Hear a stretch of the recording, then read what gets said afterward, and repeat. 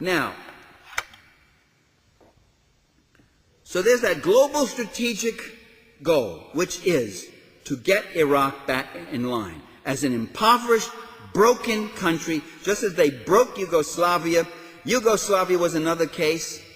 Right there in the middle of Europe, a very large country, 80% of its economy was still publicly owned, a standard of living that was still high, with an elaborate system of public services and human services. Now it's been broken up into small right-wing republics. Everything's deregulated. Everything's been privatized. Everybody is poor. They're poor now in Bosnia. They're poor now in Macedonia. They're getting poor in Montenegro and Serbia. Poor, poverty, privatize, deregulate, get them down to being the peasants. Someday, if we try and hope and pray enough, they'll be lining up to work for 15 cents an hour.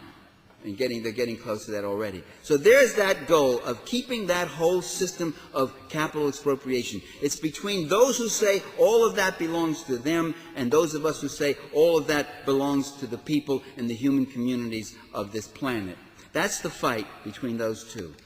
There's a second reason, more immediate particular. There's the old colonial natural resource oil reason, expropriation of a particular resource. Iraq has a reserve of 45 billion barrels of oil. At $25 US dollars a barrel, that's $1 trillion.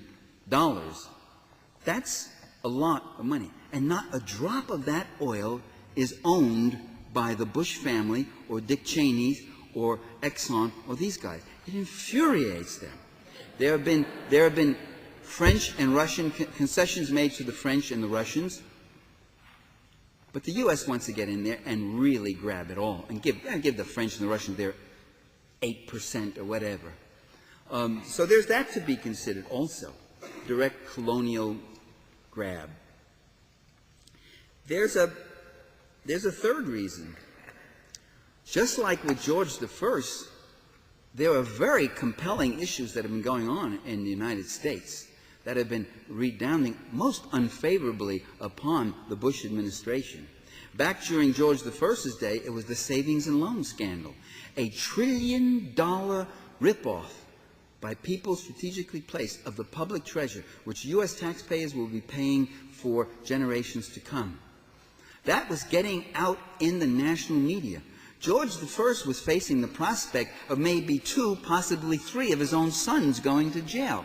It all got blown right off the front page. It got blown right out of the news once he pursued that war against Iraq. And today, incredibly so, the very same thing is happening. It's the very same issues. Not the savings and loan, but it's Exxon and WorldCom and corporations that have been plundering worker pension funds, that have been plundering their own employees, that have been plundering the investor class. It's a very interesting case where capitalism is such a self-devouring beast that it can devour itself. And the state, one of the functions of the state is to advance it's a rather contradictory thing. It's an interesting thing. One of the functions of the capitalist state is to advance the opportunities for devouring and expropriation. Another function it has is to contain that and stop it sometimes when it threatens, when the parasites threaten to destroy the organism upon which they feed.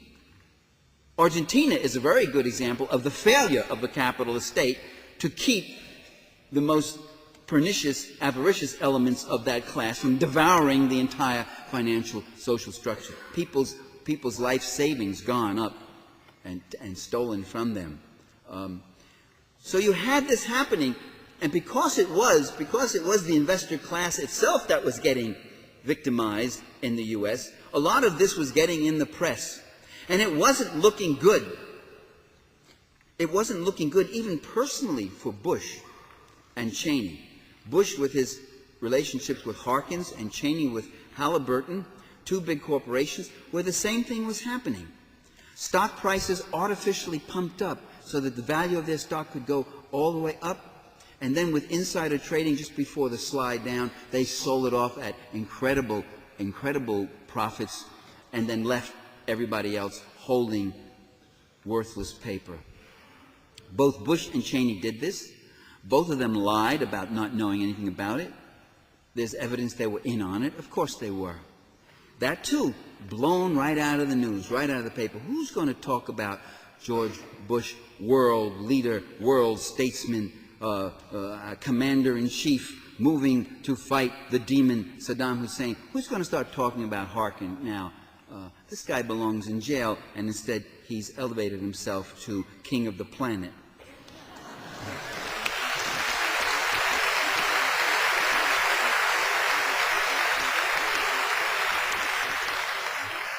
The Republican Party, which just 2 months ago was the party of big business corporate scandal, big business favoritism, seriously in trouble. The Republican Party is now the party of military strength and military leadership.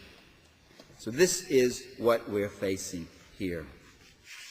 The war against Iraq will distract from domestic problems.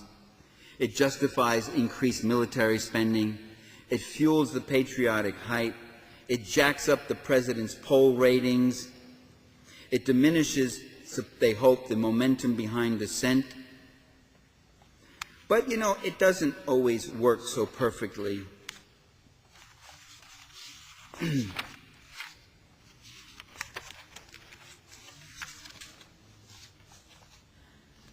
Things have been changing. Things have been developing for the better. There have been real questions raised about this coming war. There's a very real skepticism in the United States about this whole venture. There are people who remember the last one, who got all worked up with it. Let's go get him in Iraq. Let's go get Iraq. Let's go kill him. George I's approval ratings in January 1991 were 93% when he bombed Baghdad and killed all those innocent people. 93%, because this was war. As I told you before, these people mindlessly rallying around the flag. Within 10 months, George I, unbeatable, 93%. Within 10 months, he had lost re-election for President of the United States to a garrulous governor from Arkansas. What happened? Well, people woke up after the patriotic binge, and they said,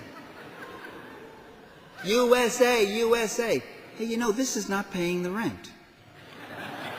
USA, USA. You know, this isn't feeding the kids. You know, this isn't getting me a job. What's happening here? Did we get the whole story, or didn't we? There's another difference. That last war, the U.S. was able to corral the capitalist democratic leaders of all sorts of other countries to send troops and to participate. This time, in all these various countries, people are saying no. Germany. Look at Germany. Gerhard Schroeder. Now, Gerhard Schroeder is a slimy right-wing social democrat who will sniff the wind and go anyway, like his dreams. Gerhard Schroeder, 17 points behind during the campaign, emerges and squeaks through and wins because he emerges as a late-blooming peacenik. He says, German troops will not go in any war against Iraq, and he won an election. It was the power of the people registering upon him.